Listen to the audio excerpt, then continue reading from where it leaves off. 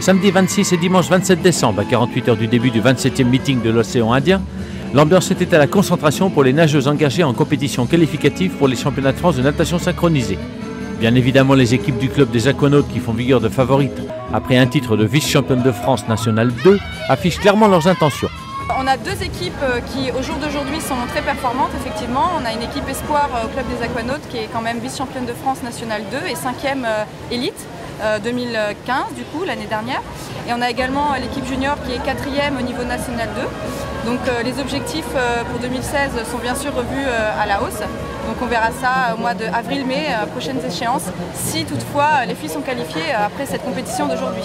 Et si leurs ambitions sont légitimes, c'est au prix d'un entraînement très intense et d'un nombre d'heures impressionnant, notamment pendant les périodes de vacances. C'est 14 heures en période scolaire, donc c'est bien sûr après les cours.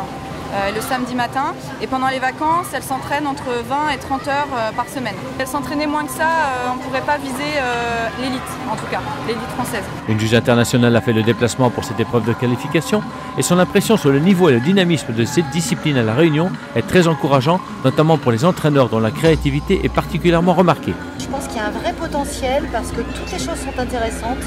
Il y a beaucoup de créativité, il y a beaucoup de difficultés, on voit que les filles travaillent, les clubs sont très structurés.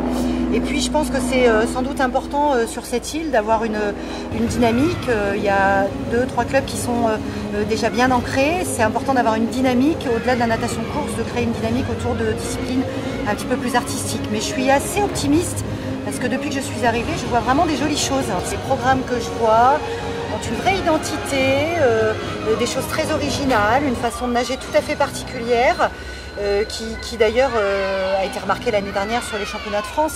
Donc peut-être qu'à La Réunion, on va trouver une niche de créatrices de chorégraphie tout à fait exceptionnelle.